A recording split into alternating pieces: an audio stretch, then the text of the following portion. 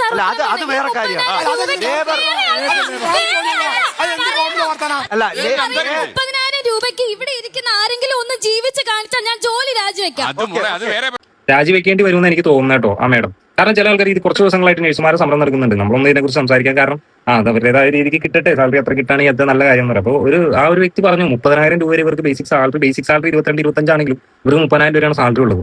അതിൽ ഇവർക്ക് ബോണസും അലവൻസും അങ്ങനെയുള്ള കാര്യങ്ങളൊക്കെ കൂട്ടി കഴിയുമ്പോൾ 30,000 സാലറി 30,000 രൂപ ജീവിക്കാൻ പറ്റില്ല. ഇങ്ങനെയുള്ളവരുള്ളതുകൊണ്ട് ഇതിനെ സപ്പോർട്ട് ചെയ്യുന്നവർ പോലും ചിന്തിച്ചു പോവാണ്. പിന്നെ 8,000 രൂപ സൂപ്പർ മാർക്കറ്റുകളിലും തുണിക്കടകളിലും ജോലി ചെയ്യുന്ന ഒരുപാട് പേരുണ്ട്.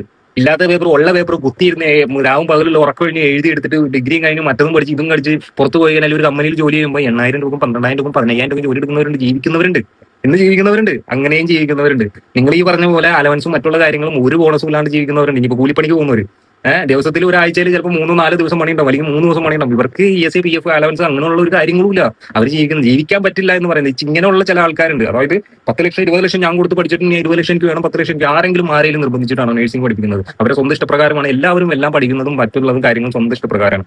അതിൽ ക്യാഷ് നോക്കിയിട്ടും എനിക്ക് ഇത്ര കിട്ടാനുള്ളത് എനിക്ക് ഇത്ര കിട്ടും എന്നുള്ളൊരു കാശ് നോക്കിയിട്ട് പഠിക്കുന്നതാണെങ്കിൽ അത് അങ്ങനെ തെളിച്ച് പറയണം. ഞാൻ 20 ലക്ഷം രൂപ മുടക്കി പഠിച്ചാണ്, എനിക്ക് സാലറി കിട്ടുമ്പോൾ ഇത്ര കിട്ടും. പിന്നെ നിങ്ങൾക്ക് ഇന്റർവ്യൂ മറ്റുള്ള കാര്യങ്ങളും അറ്റൻഡ് ചെയ്യാൻ പോണ സമയത്ത് നിങ്ങൾക്ക് അഗ്രിമെന്റ് ഇല്ലേ, ബേസിക് സാലറി പറയില്ലേ, നിങ്ങൾക്ക് ഇത്ര അലവൻസ് പറയില്ലേ, എല്ലാ കാര്യങ്ങളും ബോണസും കാര്യങ്ങളും എല്ലാം കഴിഞ്ഞിട്ട് നിങ്ങൾക്ക് 30,000 രൂപ കിട്ടുന്നുണ്ട്. 30,000 രൂപ ജീവിക്കാൻ പറ്റില്ല എന്ന് പറഞ്ഞാൽ ഇവർ വീട്ടിൽ വേറെ ആരും പണിക്ക് പോകുന്നില്ലേ? ഇനി അതാണോ അങ്ങനെയാണോ? ഈ പറഞ്ഞ നമ്മുടെ വീട്ടിൽ ഞാൻ മാത്രം പണിക്ക് പോകുന്നു. 30,000 രൂപ ഈ പറഞ്ഞ പോലെ നമുക്ക് ESI PF ബോണസോ അലവൻസോ അങ്ങനെയുള്ള കാര്യങ്ങളൊന്നും ഇല്ല. ജീവിക്കാൻ പറ്റില്ല, അന്തസ്സായിട്ട് ജീവിക്കാൻ പറ്റുന്നു, നല്ല രീതിക്ക് ജീവിക്കാൻ പറ്റുന്നുണ്ട്.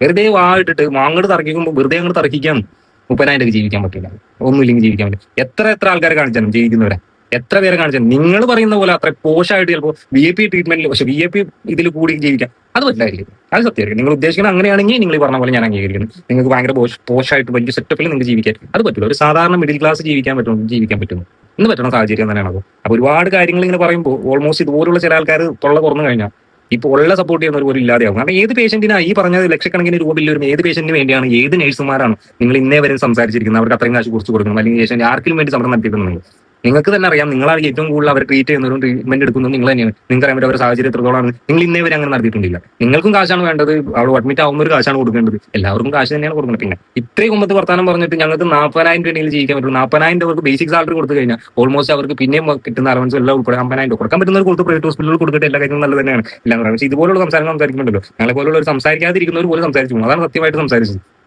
ഞങ്ങളൊക്കെ ഹോസ്പിറ്റലിൽ പോകുന്നത് ഞങ്ങൾ പറയുന്ന ബില്ല് ഒരു ഡിസ്കൗണ്ട് പോലും ഇല്ലാണ്ട് ഞങ്ങൾക്ക് പറയുന്ന ബില്ലൊക്കെ കെട്ടിയിട്ട് പോരാണ്.